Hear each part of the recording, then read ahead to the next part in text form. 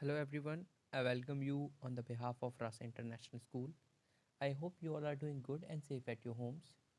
Today in this video, we are going to continue chapter number 7 of class 6, the living and non-living.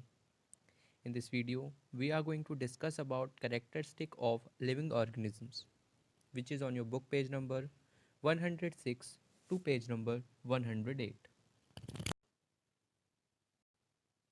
So let's start with movement. कि जो भी living things होती हैं वो क्या करती हैं, दे मूव. वो क्या करती हैं, मूवमेंट शो करती हैं. All right. Movement is an important feature of living organisms. The movement could be an external movement, for example raising your hand, और an internal movement, for example the movement of blood inside the body. तो जितनी भी living organisms हैं वो क्या movement show करती हैं, और ये इनका एक इम्पॉर्टेंट फीचर भी है. अब ये मूवमेंट कैसा हो सकता है, ये या तो एक्सटर्नल हो सकता है या फिर ये इंटरनल मूवमेंट भी हो सकता है. एक्सटर्नल मूवमेंट जैसे कि आपका हाथ उठाना, आपका चलना, ये एक्सटर्नल मूवमेंट है. और इंटरनल मूवमेंट फॉर एग्जांपल कि आपकी बॉडी में ब्लड का बहना, आपका ब्लड का फ्लो होना, ये भी एक टाइप का मूवमेंट है. दीज मूवमेंट्स मे और may not be involve a change in position of an organism. और इन मूवमेंट में क्या होता है, या तो किसी ऑर्गेनिज्म की पोजीशन में चेंज आएगा या नहीं भी आ सकता है. जैसे कि आपकी बॉडी में अगर ब्लड फ्लो हो रहा है तो क्या आपकी पोजीशन में चेंज आएगा? ऑब्वियसली नहीं. तो इसमें चेंज आ भी सकता है और चेंज नहीं भी आ सकता. Animal exhibit locomotion, that is they can move from one place to another in search of food and shelter and to escape from their enemies. Animals क्या दिखाते हैं, एनिमल्स लोकोमोशन दिखाते हैं. अब ये लोकोमोशन क्या होता है? लोकोमोशन का मतलब होता है एक प्लेस से दूसरे प्लेस पर मूव करना. किसकी सर्च में? या तो फूड की सर्च में, या फिर शेल्टर की सर्च में, या फिर अपने एनिमी से भागना. लेकिन मूवमेंट शो करना from one place to another, it's called locomotion. Plants do not move from one place to another but do show internal movements. अब प्लांट्स क्या करते हैं, प्लांट्स एक जगह से दूसरी जगह तो मूव नहीं कर सकते, पर वो क्या करते हैं, वो इंटरनल मूवमेंट शो करते हैं. क्या शो करते हैं वो इंटरनल मूवमेंट शो करते हैं. In addition to internal movements, plant do exhibit some kind of external movement. Internal movement के साथ कुछ प्लांट्स क्या करते हैं, कुछ एक्सटर्नल मूवमेंट भी शो करते हैं. For example, leave of mimosa pudica touch me not plant drupe when touched. अब क्या होता है, एक प्लांट है मिमोसा जिसे हम कहते हैं टच मी नॉट प्लांट. उसको जब भी कोई टच करता है तो वो क्या हो जाता है, वो मुरझा जाता है. ठीक है ना, उसकी जो लीव्स है वो बंद हो जाती है. तो it is also a type of movement. It is also a type of external movement. ये एक टाइप का एक्सटर्नल मूवमेंट है. Similarly, leaves of another plant Neptunia lutea yellow puff close when touched. ऐसे ही एक और प्लांट होता है जिसे हम कहते हैं नेप्टूनिका लुटिका. ये भी क्या हो जाता है, जब भी टच किया जाता है तो ये बंद हो जाता है, ये भी मुरझा जाता है, क्लोज हो जाता है. They also close at night and when the weather is cloudy. ये कवर क्लोज हो जाते हैं, नाइट में क्लोज हो जाते हैं, और जब भी वेदर क्लाउडी होता है ना, तब भी ये प्लांट क्लोज हो जाते हैं. Venus fighter plant traps the insect sitting on it by opening and closing its leaf. While movement of living organisms is self-generated, non-living things cannot move on their own.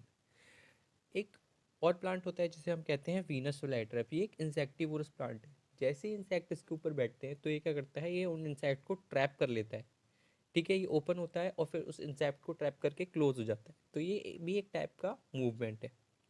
जितने भी living organism होते हैं उनके जो movement होते हैं वो self generated होते हैं, मतलब अपने आप करते हैं. वो जैसे आपको अगर चलना है तो आपको किसी की हेल्प की ज़रूरत नहीं है, आप अपने आप ही इधर या उधर जा सकते हैं. बट नॉन लिविंग थिंग्स के साथ ऐसा नहीं है. नॉन लिविंग थिंग्स के जो मूवमेंट होते हैं वो सेल्फ जनरेटेड नहीं होते. They can't move on their own. They need external force to make them move. For example, your table will not move by itself until someone pushes और pull it. तो आपकी जो table है वो क्या करेगी, अपने आप नहीं मूव करेगी जब तक आप उसको या तो पुश नहीं करोगे या पुल नहीं करोगे. किसी भी नॉन लिविंग थिंग को मूव करवाने के लिए हमें एक्सटर्नल फोर्स की ज़रूरत होती है. किसकी ज़रूरत होती है? External force. जब तक हम एक्सटर्नल फोर्स नहीं लगाएंगे तब तक कोई भी नॉन लिविंग थिंग मूव नहीं करेगी। ऑल राइट, नेक्स्ट अब हम आ जाते हैं फूड एंड न्यूट्रिशन पर। All living organisms need food for survival. The food consumed by organisms provide them energy for growth and development and for doing work. तो जितने भी लिविंग ऑर्गेनिजम्स क्या होते हैं, उनको क्या चाहिए होता है, उनको फूड चाहिए होता है सर्वाइव करने के लिए। वो फूड कंज्यूम करते हैं एनर्जी के लिए और ग्रोथ के लिए। जैसे कि हमें कोई भी वर्क करना है तो उसके लिए हमें किसकी ज़रूरत होती है, हमें उसके लिए एनर्जी की ज़रूरत होती है। अगर हमें ग्रो करना है तो अगर जब तक हम अच्छा खाना नहीं खाएंगे तो हम ठीक से ग्रो नहीं कर पाएंगे। ठीक है, ग्रोथ के लिए, डेवलपमेंट के लिए, एनर्जी के लिए, जितने भी काम हमें करने हैं उस सब के लिए हमें किसकी ज़रूरत होती है, फूड की ज़रूरत होती है। Organism like green plant prepare their own food with the help of air, water, and sunlight through the process of photosynthesis. They are known as autotrophs. जो ग्रीन प्लांट्स होते हैं वो अपना खाना खुद बनाते हैं with the help of air, water and sunlight, और इस प्रोसेस को हम क्या कहते हैं, इस प्रोसेस को हम कहते हैं फोटोसिंथेसिस। क्योंकि ये अपना खाना खुद बनाते हैं इसलिए हम इन्हें क्या कहते हैं, इसलिए हम इन्हें ऑटोट्रॉप्स भी कहते हैं। Okay, organism that depends on plants and animals for their food are called heterotrophs. Non-living things do not eat or need food. अब ऐसे ऑर्गेनिज्म जो कि प्लांट्स पर या एनिमल्स, दूसरे एनिमल्स पर डिपेंड करते हैं खाने के लिए, उन्हें हम कहते हैं हेट्रोट्रॉप्स। जैसे कि आपको दिख रहा होगा, हेट्रोज मीन्स होता है अनदर, और ट्रॉप का मतलब होता है नरिशिंग, मतलब जो दूसरों पर डिपेंड करते हैं फूड के लिए। क्या आपने देखा है किसी भी नॉन लिविंग थिंग को कभी खाना खाते हुए? नहीं, क्योंकि नॉन लिविंग थिंग्स को फूड नहीं चाहिए होता है। All right, have you ever seen your table और चेयर ईटिंग फूड? कभी आपने देखा है कि आपकी टेबल या चेयर क्या कर रही है, खाना खा रही है, ईट फूड कर रही है? ऐसा कभी नहीं होता। नेक्स्ट एक और इम्पॉर्टेंट करेक्टरिस्टिक है लिविंग ऑर्गेनिज्म की, वो है आपकी respiration. How is the food that we eat get converted into energy? क्या आपने कभी सोचा है जो भी हम फूड खा रहे हैं, जैसे हम कोई भी पराठा, कोई वेजिटेबल खा रहे हैं, कोई फ्रूट खा रहे हैं, तो वो एनर्जी में कैसे कन्वर्ट होता है हमारी बॉडी में? The food that we eat reacts with oxygen brought by the air we breathe in to release energy.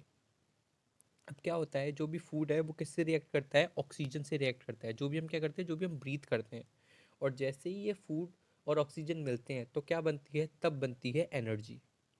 This process is called respiration, और इसी प्रोसेस को हम कहते हैं respiration. This energy is utilised by living organism for doing various activities.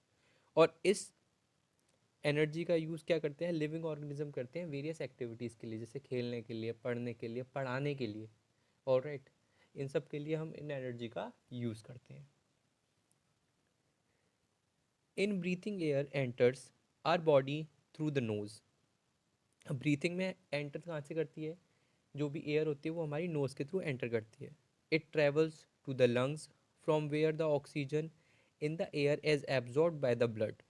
The absorbed oxygen is transported by blood to the different part of the body and supplied to each and every cell. अब ये क्या होती है, जैसे हमने knows से क्या किया, ब्रीथ किया, तो ये कहाँ पहुँचती है, ये पहुँच जाती है हमारे लंग्स में, और लंग्स में क्या होती है, जो भी ऑक्सीजन है वो एब्जॉर्व कर लेता है ब्लड, और फिर ब्लड क्या करता है, इसे ट्रांसपोर्ट कर देता है पूरे डिफरेंट पार्ट्स ऑफ बॉडी में, सारे पार्ट्स ऑफ बॉडी में इसे क्या कर देता है, ट्रांसपोर्ट कर देता है। और हर एक सेल में हमारी जितनी, जैसे कि मैंने अभी आपको बताया था, पिछले वाले हमने लेक्चर में भी डिस्कस किया था कि सेल से बना हुआ होता है, हर ऑर्गेनिज्म किससे बना हुआ होता है, सेल से मिलकर बना हुआ होता है। तो हर सेल तक इस ऑक्सीजन को क्या किया जाता है, पहुंचाया जाता है। Here the digested food is burned down in the presence of oxygen to release energy and carbon dioxide.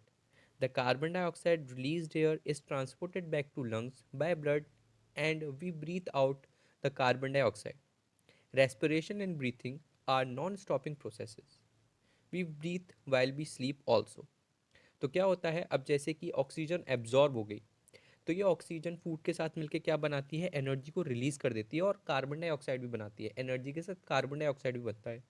अब इस कार्बन डाइऑक्साइड का आपकी बॉडी में क्या होता है, ये कार्बन डाइऑक्साइड आपकी बॉडी में कहाँ पहुँच जाती है, ये कार्बन डाइऑक्साइड आपकी बॉडी में फिर लंग्स में पहुंचाई जाती है ब्लड के थ्रू, और बाद में हम इसे बाहर निकाल देते हैं। ऑलराइट। रेस्पिरेशन और ब्रीथिंग ये नॉन स्टॉप प्रोसेस है, ये हमेशा चलती रहती है। हम सोते टाइम भी ब्रीथ करते रहते हैं। कभी आपने नोटिस नहीं किया होगा, बट बहुत हमें एफर्ट नहीं लगाने पड़ती ब्रीथ करते टाइम। ठीक है, बहुत एफर्टलेसली हम ब्रीथ करते रहते हैं। आप कुछ भी काम कीजिए लेकिन आप ब्रीथ करते रहेंगे। हम सोएंगे, खेलेंगे, कुछ भी करेंगे, उसमें आप ब्रीथ करते रहेंगे। Human, birds, cow, dogs, cat, and all other land animals breathe through their nostrils. Fish and other aquatic animals breathe through gills. Insects breathe through the holes known as spiracles present on their body, and earthworm breathe through their skin. अब जितने भी अलग अलग living organisms होते हैं उनके अलग अलग ऑर्गन्स होते हैं जिसके थ्रू वो ब्रीथ करते हैं। जैसे कि ह्यूमन, बर्ड्स, काव, इन सब के क्या होते हैं, इन सब के लंग्स होते हैं, इनके नॉस्ट्रल्स होते हैं जिनके थ्रू ये ब्रीथ करते हैं। अब जो भी एक्वेटिक एनिमल होते हैं, फॉर एग्जांपल फिश, वो किसके थ्रू ब्रीथ करते हैं, वो गिल्स के थ्रू ब्रीथ करते हैं। जितने भी इंसेक्ट्स होते हैं उनके क्या होते हैं, उनकी बॉडी पे छोटे छोटे होल्स होते हैं जिससे हम कहते हैं स्पैरेगल्स। उनके थ्रू वो क्या करते हैं, वो ब्रीथ करते हैं। और अर्थवर्म किसके थ्रू ब्रीथ करता है, अर्थवर्म अपनी स्किन के थ्रू ब्रीथ करता है। अर्थवर्म किसके थ्रू ब्रीथ करता है, अपनी स्किन के थ्रू ब्रीथ करता है। Plants also breathe and respire. Plants भी ब्रीथ करते हैं और रेस्पायर करते हैं। They take in oxygen from air through small opening present on the leave called stomata. The carbon dioxide produced during respiration is also released through the stomata. तो ये किसके through लेते हैं, जैसे ह्यूमन तो नोज के थ्रू ले लेते हैं। ये ऑक्सीजन कैसे लेते हैं, ये ऑक्सीजन लेते हैं, एक टाइनी ओपनिंग होती है जिसे हम कहते हैं स्टोमेटा। इसके थ्रू ये क्या करते हैं, इसके थ्रू ये ऑक्सीजन को ले लेते हैं और रेस्पिरेशन करते हैं, और बाद में कार्बन डाइऑक्साइड भी इन्हीं स्मॉल ओपनिंग्स के थ्रू क्या कर देते हैं, ये बाहर निकाल देते हैं। During the process photosynthesis, they take in carbon dioxide and give out oxygen. During daytime, the rate of photosynthesis is higher than the rate of respiration. तो क्या होता है, जब डे टाइम में नॉर्मली आपको पता है जो प्लांट्स क्या करते हैं, प्लांट्स फोटोसिंथेसिस की प्रोसेस करते हैं। ऑल राइट, हम सबको पता है डे टाइम में प्लांट्स फोटोसिंथेसिस की प्रोसेस करते हैं, तब इन्हें कार्बन डाइऑक्साइड की नीड होती है। तो ये कार्बन डाइऑक्साइड किससे लेते हैं, ये कार्बन डाइऑक्साइड भी स्टोमेटास के थ्रू लेते हैं और ऑक्सीजन को भी स्टोमेटा के थ्रू बाहर छोड़ देते हैं। दिन के टाइम पर फोटोसिंथेसिस की rate as compare to rate of respiration ज़्यादा होती है। Different plant parts breathe independently. Roots and older stem respire through tiny pores on them. They pores are called lenticels. तो जितने भी डिफरेंट डिफरेंट पार्ट हैं plants के, वो independently breathe करते हैं। जैसे रूट और ओल्डर स्टेम जितने भी ब्रीथ करते हैं, वो टाइनी पोर्स होते हैं उनके ऊपर जिसके थ्रू वो ब्रीथ करते हैं, जिन्हें हम क्या कहते हैं, जिन्हें हम कहते हैं lenticels. Alright, so thank you so much for today. I hope you all are doing great at your homes. Thank you so much.